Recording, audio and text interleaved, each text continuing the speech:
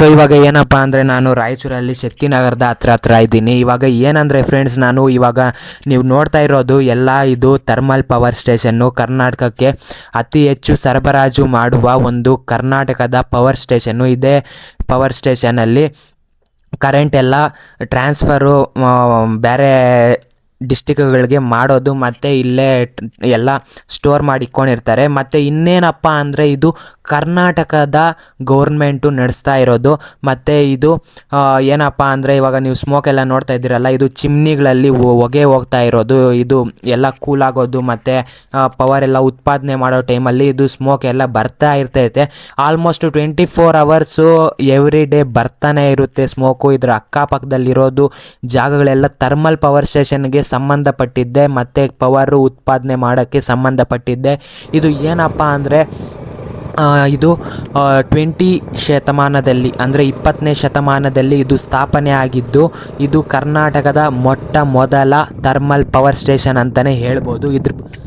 ಇದ್ರ ಬಗ್ಗೆ ನಾನು ಜಾಸ್ತಿ ಫೂಟೇಜಸ್ ಎಲ್ಲ ಹಿಡ್ಕೊಂಡಿಲ್ಲ. ನಾನು ರಾತ್ರಿ ಹೊತ್ತು ಓದ್ತಾ ಇದ್ದೆ, ಆವಾಗ ಹಿಡ್ಕೊಂಡಿದ್ದು. ಮತ್ತು ಇವಾಗ ನಾನು ಕೃಷ್ಣಾ ನದಿ ಹತ್ರ ಹೋಗ್ತಾ ಇದ್ದೀನಿ. ಇವಾಗ ನೀವು ನೋಡ್ತಾ ಇದ್ರಲ್ಲ, ಇದು ಕೃಷ್ಣಾ ನದಿ. ಮತ್ತು ಇವಾಗ ಇಲ್ಲಿ ಎಲ್ಲ ನದಿಗಳು ಪಕ್ಕದಲ್ಲಿರೋ ಒಂದು ಸ್ವಲ್ಪ ವಿಗ್ರಹಗಳು ಇಲ್ಲಿ ನಾರ್ಮಲಾಗಿ ನಾನು ಫೂಟೇಜಸ್ ಎಲ್ಲ ಜಾಸ್ತಿ ಕ್ಯಾಪ್ಚರ್ ಮಾಡಿಲ್ಲ. ಇಲ್ಲಿ ನಂದಿ ವಿಗ್ರಹ ನೋಡ್ಬೋದು. ಇಲ್ಲಿ ಅದು ಭಿನ್ನವಾಗಿದೆ. ಅದು ಯಾಕೆ ಒಡೆದೋಗಿದೆ ಅಂತ ನಂಗೆ ಗೊತ್ತಿಲ್ಲ. ನಿಮ್ಗೇನೋ ಗೊತ್ತಿದ್ರೆ ಕಮೆಂಟ್ ಬಾಕ್ಸಲ್ಲಿ ಕಮೆಂಟ್ ಹಾಕಿ. ಇವಾಗ ಇದು ಒಂದು ದೊಡ್ಡ ಬ್ರಿಡ್ಜೇ ಕಟ್ಟವ್ರೆ ಇದು ನದಿನ ಕ್ರಾಸ್ ಮಾಡೋಕ್ಕೆ. ಇವಾಗ ನಾವಿರೋದು ರಾಯಚೂರಲ್ಲಿ. ಇದು ನದಿ ಪಕ್ಕ ಆ ಕಡೆ ಏನಿದೆ ಇದು ತೆಲಂಗಾಣ. ಇದು ನದಿ ಕೃಷ್ಣಾ ನದಿ ಏನಿದೆ ಇದರಲ್ಲಿ ಸುಮಾರು ವಿಗ್ರಹಗಳೆಲ್ಲ ಸಿಕ್ಕಿರುವಂತಹ ಮಾಹಿತಿ ನಾವು ಕೇಳಿರ್ತೀವಿ. ಮತ್ತು ಇದು ನದಿ ಏನಿದೆ ಒಂದು ಬಾರ್ಡರ್ ಥರನೇ, ಎರಡು ಸ್ಟೇಟ್ಸ್ ಮಧ್ಯೆ ಇದು ಬಾರ್ಡರ್ ಥರನೇ ಒಂದು ಇದಿದೆ. ಮತ್ತು ಇಲ್ಲಿ ಏನಂದರೆ ಫಿಶರ್ಮ್ಯಾನ್ಸ್ ಎಲ್ಲ ಫಿಶಿಂಗ್ ಮಾಡ್ತಾವ್ರೆ, ಮೀನುಗಳು ಹಿಡಿತಾವ್ರೆ. ಇಲ್ಲಿ ಅವರು ಮೊಸಳೆ ನೋಡಿದ್ರಂತೆ.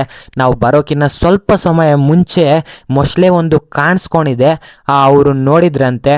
ಇವಾಗ ಎಲ್ಲ ನೀರು ಸ್ವಲ್ಪ ಕಡಿಮೆ ಇದೆ. ಇವಾಗ ನಾನೆಲ್ಲ ಎಲ್ಲಿ ನಿಂತ್ಕೊಂಡಿದ್ದೀನಿ, ವೀಡಿಯೋ ಎಲ್ಲ ಎಲ್ಲಿ ತೆಗಿತಾ ಇದ್ದೀನಿ, ಇಲ್ಲಿ ಗಂಟ ಎಲ್ಲ ಫುಲ್ಲು ನೀರು ಹರಿತೈತೆ. ಕರ್ನಾಟಕ ಮಾತೆ ಅಂತಲೇ ಹೇಳೋಕ್ಕೆ ಇಷ್ಟಪಡ್ತೀನಿ. Thank you guys, thank you